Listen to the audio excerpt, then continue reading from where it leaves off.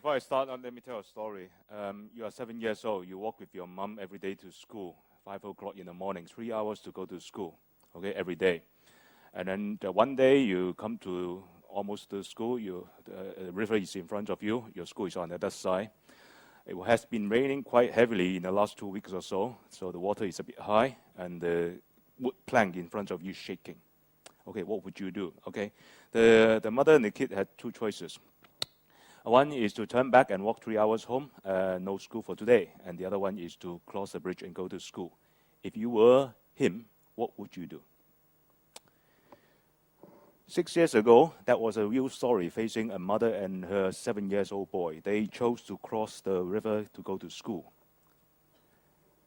6 days later, their bodies were found in the river somewhere down there. Okay, and they were not alone. And that kind of story happened every other year. I was in the village almost at the same time. I told myself, I hope one day no kids need to make that kind of decision. And this is the reason for the work that we have been doing in the last 5 or so years. Oops.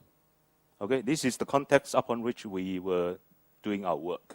Okay, this is the Loess Plateau. Chinese come from there. That's why our skin color is yellow.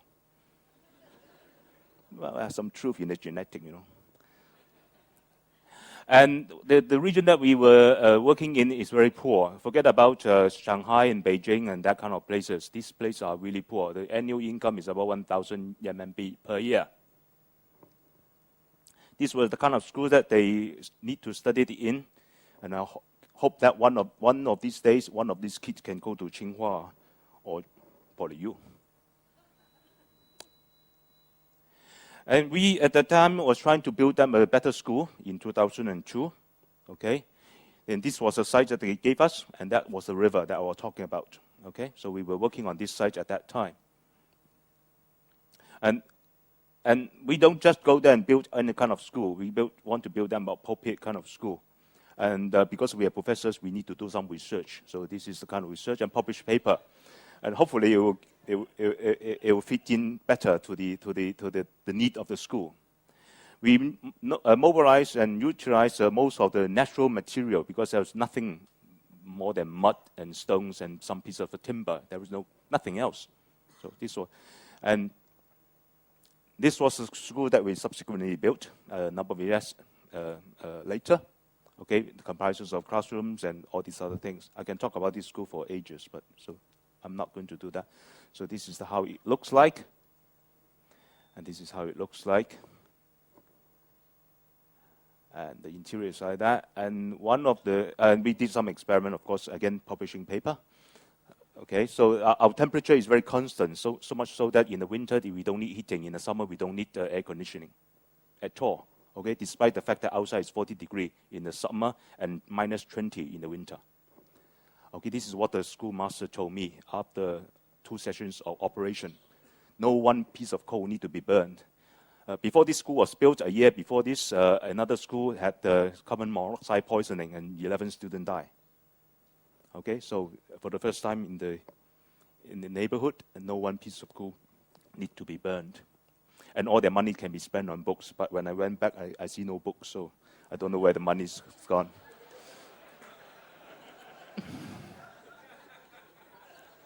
Trust the Chinese. Now, this was the bridge that need to walk across every day, and don't believe that this is another 13 of them. So the whole river is 85 meters long. So they have to bounce along every day. So this is the reason why aerobics teams in China is very good, because they, and this is the movie that I was trying to show, but I'm not going to do that today because it takes too long. And this was some of the stories of the kids. Okay? So there's an excuse not to hang in your homework because it's in the river. I took this story back to Hong Kong and told my students, as usual. I mean, the professors tell students things, funny things. And my student called me a nutty professor, which I like very much. And very foolishly and stupidly, in a way, we talk about the challenge. At that time, we had no resources, no money, no know-how. We never built a bridge in China before. We never know how to do it. We've never been to China before, some of them, okay, in that part of China. So I said, well, maybe we should do it. And then we called it A Bridge Too Far, the movie is, okay? At that time, we don't even know whether we can do it or not. And of course, we start 2002. We visit them and know what they need. This is the village head, and so the schoolmaster who told a bit of lie later. We did the engineering studies. We surveyed the entire river, and we find the right spot so that the bridge can be safely built, easily built. And then after we find the right spot, half an hour later, a whole team of students walk right there across the river. So we should have just wait and watch them instead of surveying the whole river. So they know what to do, you know.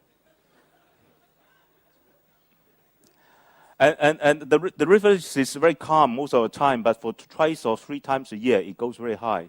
So you have to somehow cope with the difference between very low kind of river, which you stand like this, and suddenly it goes like that. So we designed our bridge in a way we use some interesting gabion and things like that to build a bridge that is simple and also work with nature. This bridge will cope with once in a lifetime kind of rain. Okay. It will never fall because it will submerge under the water when the heavy water come, and it will come back when the water's gone. So no problem with the bridge collapsing. So this was the site. A few days before we left, we were told that it was raining, so the flood will come or may come. We don't know, but I think we can wait, but life cannot. So we decide to set off, and then we just tell the student, if you see water coming, just run.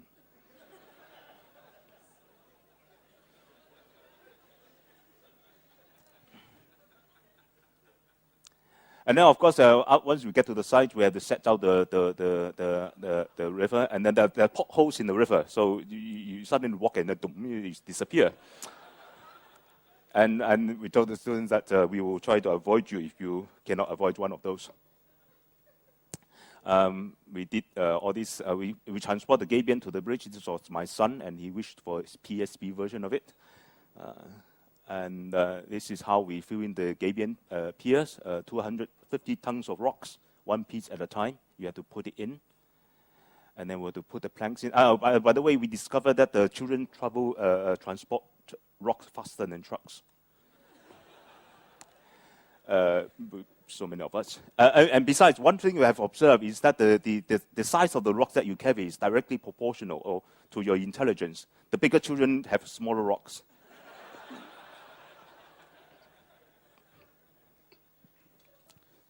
So this is how we lift the plank and put it on. The planks are just put on, so in the heavy and the kind of water, they will just blow off, and you just pick it back and put it back.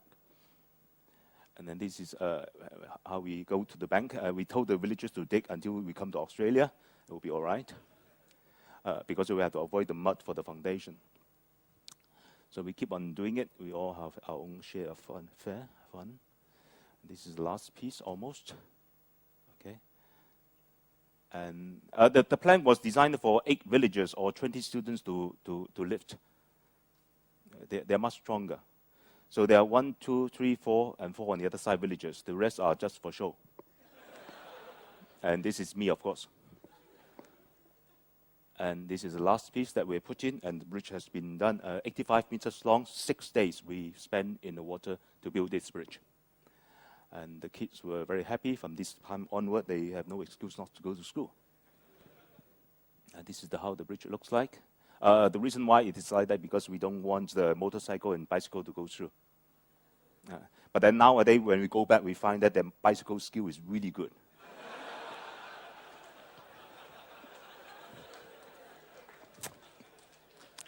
So we can't win. And this was the bridge in the winter. And this was the bridge in one of the flood. And as you can see, the 1 meter water of muddy water. If you are not careful, you'll be inside. We call this Wu Zhi Qiao, meaning that this is the first one we built, and we are going to do it forever. And later on in life, we therefore decided to set up a foundation to carry on the work because we want more to be done. And there's a I don't want to show this because it's too long. But if you go to our website, you will see this anyway. Okay? So I'm not going to show this. The aim of the foundation is to make connection and improve life, and also to inspire a future generation. And we work with all these other universities. At that time, there was 6. I think now it's about 15 universities we work with. PolyU as well. Hong Kong U, PolyU, CTU, not CTU, Chinese U, and UST. And also some universities in China, and one university in America. Okay. So if you don't mind doing all this kind of thing, you can join us. Okay. And then we have some principles as to how our bridges are built. We typically use a very low-tech kind of vernacular method. And these are some of the bridges that we have before and after that we have built. We have finished 15 bridges so far. And every one of them is built by our own hand, a student's hand. And this is how we do it. One of them is in Sichuan. Okay, this is how we work. And this is the finished bridge. This is another one. This is a simple one. It's a one-span stone arch. And this is another. This one was led by the Poly University students. And then this is another one that originally they have to do it like that, because now they have to do it like this. And many more. Okay, this is Gansu, which I'm going to talk a little bit more about. This is how they cross the river every day. Okay. And this is how we work on it for 5 days to build the bridge, 40 meters long. This was the river, and this was me, moving rocks. Okay. And this was one of the best kids, and I think he has a lot of future because he gives us a lot of trouble. Oh, he's quite smart. And okay, and this is how we work. Oops, sorry. This is how the Gabion piers has been done. They're taking some of the ground for us. And this is how the finished bridge looks like. As I say, 5 days to build this bridge. If you can spend 5 days to improve life, why not just do it, okay? Okay, this is how happy we were standing on it. And these are some of the impression or reflection by students who have been working on this bridge. There are too many of them. They're not my students. They are the students that we have helped. These are some of our students. And more.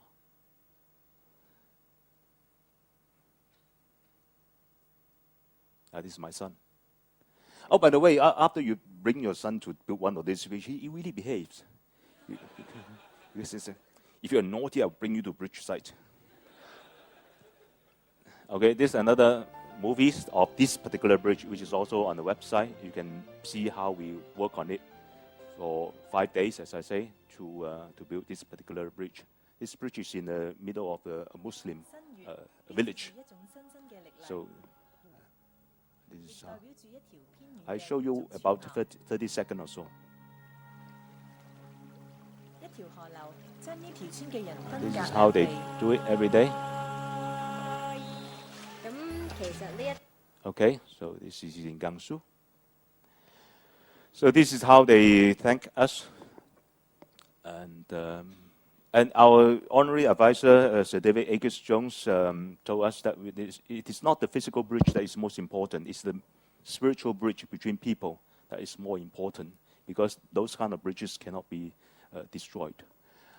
This is the reason why we bring our students and to work with the students in China and work with volunteers, you guys, and with villagers every day, live in their house and eat their food for 5 days and build this bridge with them.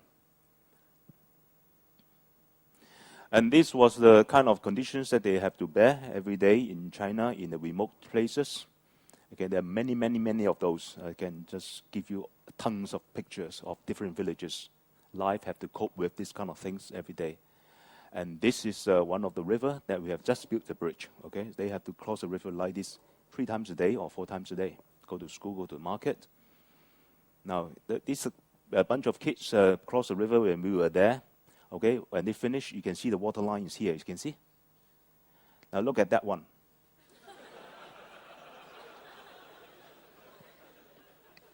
I'm absolutely certain that he will be the national team's swimmer in times to come. This is this guy here. Okay, so they have to lift him. Just imagine the water is 1 feet higher. They have no way to gauge. So what would they end up? Okay, so these are the conditions that they have been suffering, and these are kind of the conditions. And my question is, what is in your mind? Okay, what are you going to do? And of course, we have been doing this for the last few years, before and after. Before and after. And this is the particular bridge that I was telling you just now. It has been built. Okay, so we've been finishing some of these bridges.